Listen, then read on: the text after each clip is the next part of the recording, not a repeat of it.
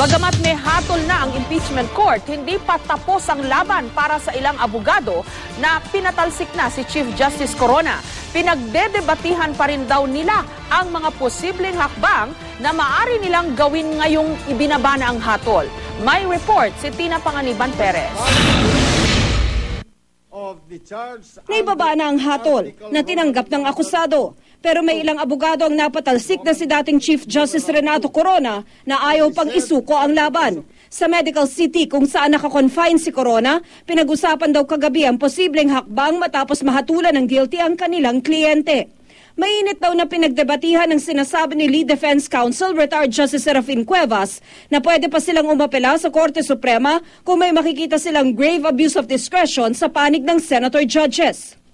Supposing we come across a situation where there are gross violations of the Constitution in the course of the trial, there are grave violations of the Constitution in rendering the decision, what do we do? We're also very sensitive to the sense of history that will play a factor here. We don't want it to appear that the Chief Justice is hungry to stay in his office because that is not the case. Ngunit ako naman po'y naniniwala na ang Senate Impeachment Court sa pangunguna po ni Senate President Juan Ponce Enrile ay hindi naman po papayag na magkaroon ng ganong pagkakataon. Sa aking pong pananaw, at ito po ay aking pinaniniwalaan, kinakailangan po tayo ay umusad na at tapusin na po natin itong sangay po na ito sa ating kasaysayan. Naipaliwanag na ng mga abogado ni impeached Chief Justice Renato Corona ang lahat ng opsyong legal na pwede niyang gawin ngayong nahatulan na siya ng Senate Impeachment Court. Bagamat hati ang depensa sa kung anong daan ang pwedeng tahakin, na kay Corona pa rin ang desisyon sa huli. Hanggang ngayon, wala pang malinaw na desisyon si Corona. Pinangangambahan din ng kanyang kampo ang mga pahaging na bantang sasampahan siya ng mga kasong kriminal tulad ng plunder at graft and corruption at ipadidisbar.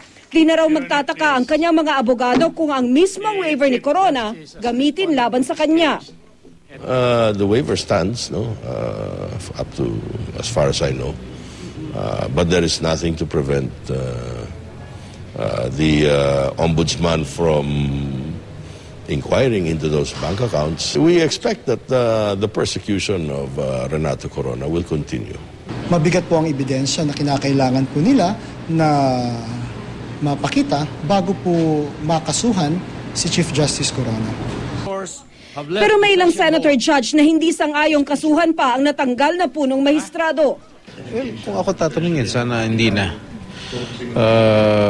Total naman, nakakapag-desisyon ng impeachment court na tanggalin na siya bilang punong maestrado ng Korte Suprema. Siguro dapat tumigil na ron. Ayoko naman maramdaman niya yung sakit na nararamdaman namin. Sana mag-move on na tayo at forward-looking na sana tayo. Kung ang posibleng pagdulog sa Korte Suprema ng depensa naman ang pag-uusapan, malaya raw ang kampo ni Corona na gawin ito.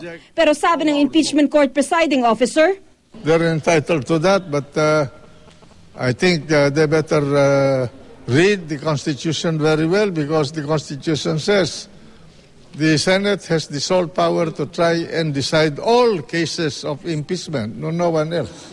Sir, was there a grave abuse of discretion on the part of the senator judge? How can there be a grave abuse of discretion? We allowed the Chief Justice to talk lengthily, and they did not even do a direct examination because they were satisfied that his statement was enough. Mensahe ni Enrile para kay Corona. Well, I wish him the best of things. Life must go on. It will not end here. Who knows? He may yet find another more exciting and important things to do in life. Maging sa defense attorney Kicho, nagpaalam na raw kay Corona. Plano raw niyang tumakbo sa Kongreso para masolusyonan ang mga butas sa batas na nalantad daw sa impeachment trial. Tina Panganiban Perez, GMA News.